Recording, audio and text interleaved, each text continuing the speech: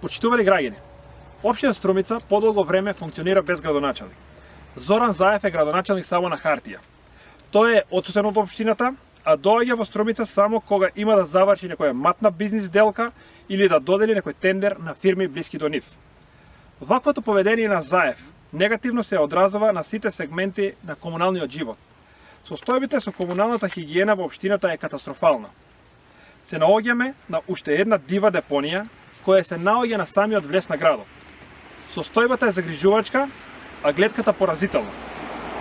Овој хаос на влезот во градот добива уште повеќе на тежина во деновите кога во Струмица се одржуваат манифестации од меѓународен карактер, како што се Струмичката ликовна колонија и фестивалот на камерен театар Ристо Шишков. За состојбите со депонијата, советничката група на ВМРО ДПМН во повеќе наврати го иницираше проблемот на седници на совет, но градоначалникот Заев и директорот на јавното предпријатие Комуналец не покажаа ниту волја, ниту имаа слух за решавање на проблемите.